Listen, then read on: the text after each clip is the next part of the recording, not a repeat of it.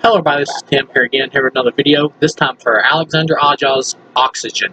Now if you don't know what this film is, if you have Netflix, it's pretty much a newer film recently created for streaming for Netflix. It's a French language film, so it is in subtitles. So this film probably isn't going to be for more of the casual viewer. This is going to be more for like film fans and people who like foreign movies and stuff like that.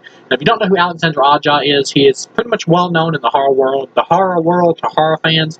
He did the remake of Hills Have Eyes, which I really enjoyed.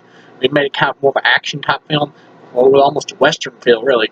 And then he did the movie Crawl, the newer like creature feature with the crocodiles or whatever.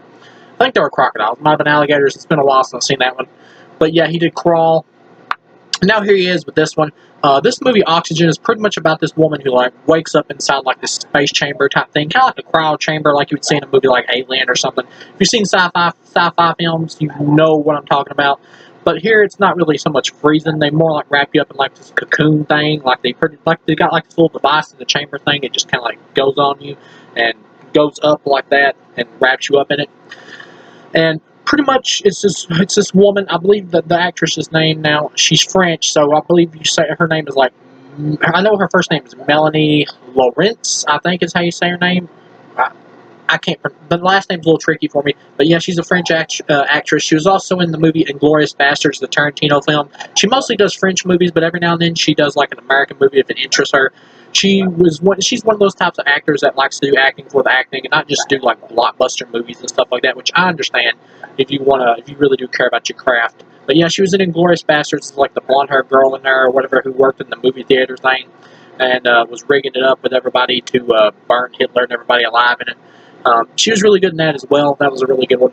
But yeah, she's in this movie, and this whole movie is in subtitles. So if that bothers you, this probably isn't the film for you if you really don't want to read the entire time.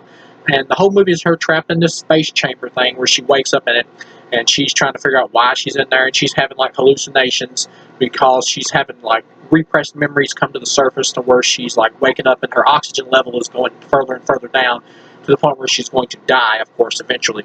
Now, what this really is the kind of plot that you, if you're an experienced movie watcher or you study film and you study writing and stuff like that, this is the kind of plot that you would see more of in like a one-off science fiction anthology or like an episode of a science fiction horror show or a science fiction TV show. But this has got some horror elements, but this is almost more of a drama, really, or more of a character piece, like slow thriller, I guess is what it would be.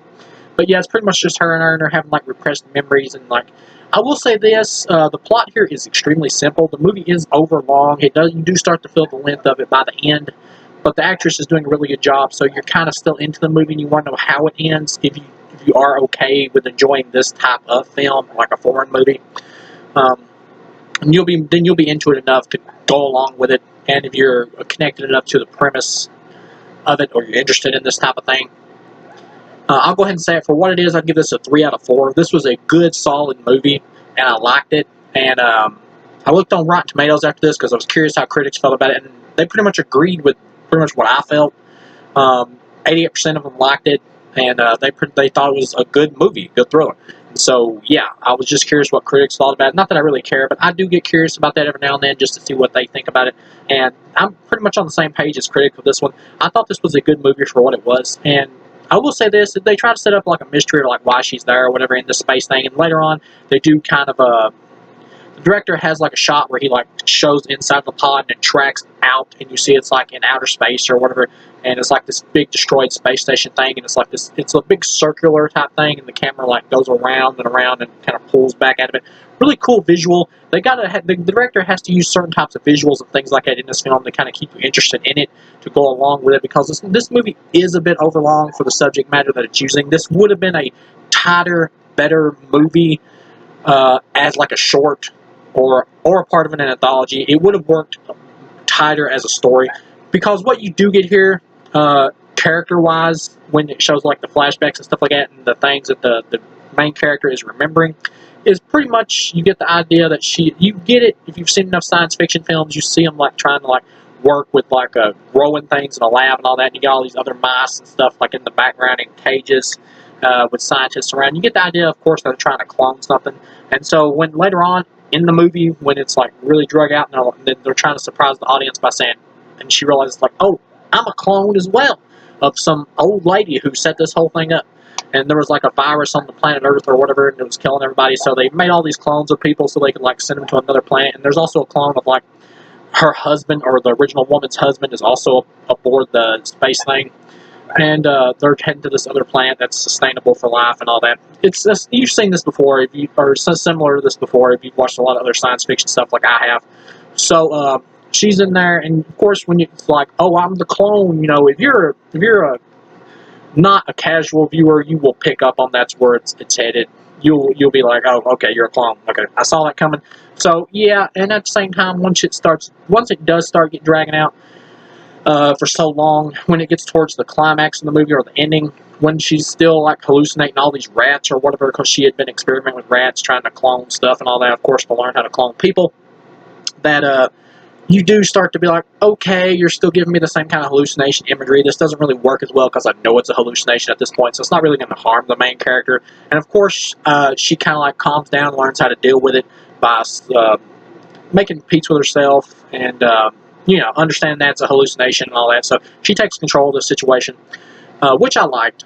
You get to the end, and what she does is you find out that the thing like collided with an asteroid or whatever, and a bunch of other pods got destroyed. So the big twist thing at the end is I actually thought she was probably going to die at the end. So the director did surprise me. Pretty much what she does at the end is she diverts the oxygen that would have been used for the other pods that got destroyed by the asteroid, and diverts them to her containment unit so she can live, and it pretty much puts her back in cryosleep. And the ending of the movie is her on the new planet with her clone version of her husband or whatever, because, well, she's a clone too. So, and it pretty much ends with them like embracing together and all that.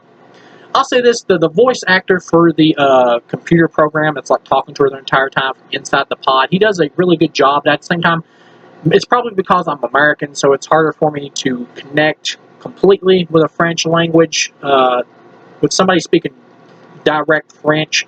So he did sound a little bit too robotic for me. I think it would have been better if it was more of a casual type voice instead of someone trying to do like more of a robot voice. It would have been more easy to like connect with a more human sounding type voice. But that's just kind of maybe that's just kind of a pet peeve for me. I don't know.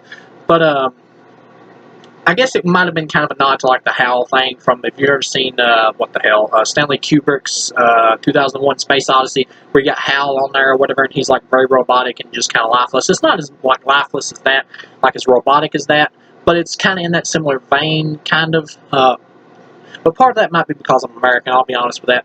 But yeah, you get to the end, and it's just them two like embracing on the planet. But at the same time, you do realize that this is probably a lower budget. This is obviously a lower budget film, because when you get to the end and it's just them two on the planet and it's not all the other clones, you're like, okay, obviously they had to save all money here, and they didn't want to have, you know, all these other people and all that. But this type of movie, for being so character focused, doesn't really need a bigger budget to have all these other kinds of people, because you've spent so much time with just this one character that you're really not interested in seeing all these other clones or whatever.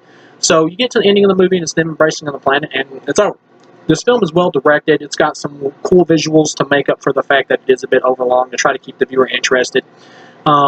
If what I've described to you sounds like your kind of movie, and you're interested in this type of like solo character piece type thing, thriller movies, then they did something similar like this with Ryan Reynolds in the movie Buried. This is better than that, and it's better directed and more interesting. At the same time, the clone thing is kind of predictable for anybody that's seen enough science fiction stuff, but it's still well done. You can do kind of slightly predictable stuff if you're giving us enough new with the visuals and things like that, enough interesting with it. And I don't think we've really had one of these types of movies in like outer space before. But yeah, all in all, it's a 3 out of 4. This was a good movie. It is a bit overlong. The idea would have worked better in a short or in a anthology type science fiction, horror, drama, whatever series. But for what it is, it's good. And I recommend it to people that are interested in this type of movie. But if you're not, then it's really not going to change your mind. If you don't like slow-paced films and stuff like that that just relies on character, then this is not going to change your mind. So, yeah, all in all, thank you for watching, and I personally enjoyed it. If it sounds like your kind of film, it's on Netflix, so have at it. Thank you for coming. Thank you for watching my review. If you decide to watch it, and I'll see you again finally with the last Paranormal Activity movie.